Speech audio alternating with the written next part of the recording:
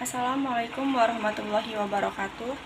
Selamat siang teman-teman semua. Perkenalkan, nama saya Rohila, NPM 234110006. Sebelumnya, terima kasih atas kesempatannya. Pada kesempatan kali ini, saya akan membahas topik yang sangat penting dalam dunia manajemen, yaitu prinsip-prinsip manajemen risiko. Mungkin kita sering mendengar istilah manajemen risiko, terutama dalam bisnis atau proyek. Tapi, apa sih sebenarnya yang dimaksud dengan manajemen risiko itu?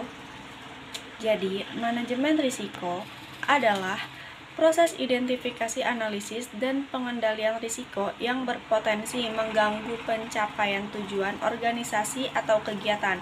Nah, dalam praktiknya, ada beberapa prinsip penting yang harus diterapkan agar manajemen risiko bisa berjalan efektif. Saya akan jelaskan satu persatu. Yang pertama, prinsip pertama adalah terintegrasi. Artinya, manajemen risiko harus menjadi bagian dari semua proses organisasi.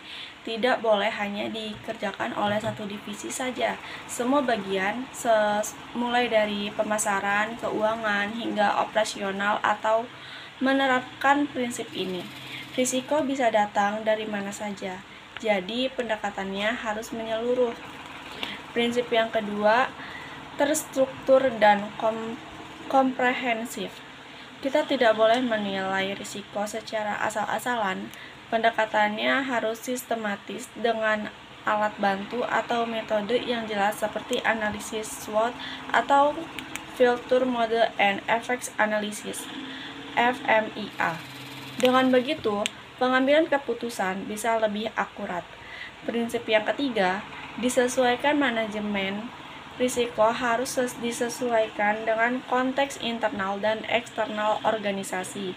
Misalnya, risiko di perusahaan startup akan berbeda dengan perusahaan manufaktur besar, maka pendekatannya juga tidak bisa disamakan. Masuk ke prinsip keempat, itu ada inklusif. Apa yang dimaksud? Artinya, semua pihak yang terkait, baik internal maupun eksternal, harus dilibatkan. Misalnya, dalam menghadapi risiko produksi, bukan hanya bagian produksi yang dilibatkan, tapi juga bagian pemasok dan quality control. Dengan partisipasi banyak pihak, identifikasi risiko menjadi lebih akurat. Prinsip kelima, dinamis dan responsif terhadap perubahan. Risiko bisa berubah seiringnya waktu. Misalnya, risiko pandemi, risiko teknologi baru, atau perubahan regulasi. Maka, manajemen risiko juga harus fleksibel dan cepat merespon perubahan yang terjadi. Prinsip keenam, menggunakan informasi terbaik yang tersedia.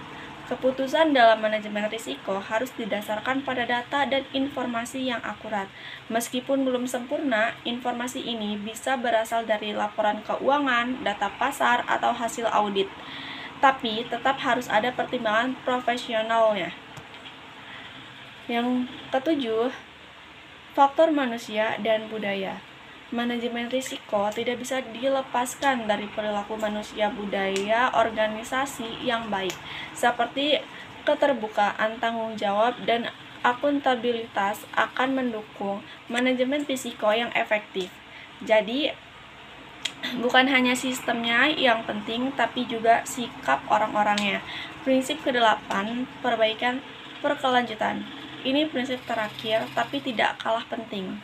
Manajemen risiko harus terus dievaluasi dan disempurnakan, bisa melalui pelatihan, review rutin, atau audit internal. Karena lingkungan bisnis selalu berubah, pendekatan kita juga harus ikut berkembang.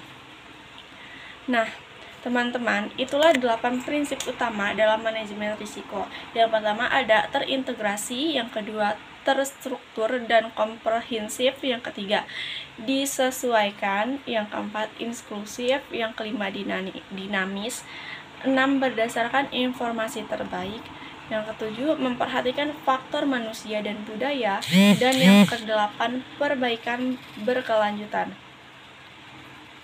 Semua prinsip ini saling berhubungan dan tidak bisa dipisahkan.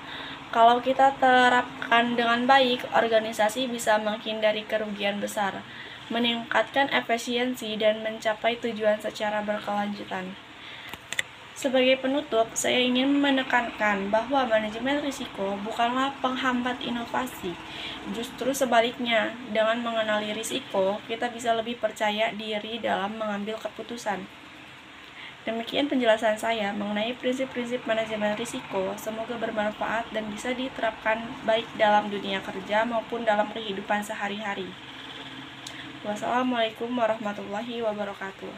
Terima kasih atas perhatiannya.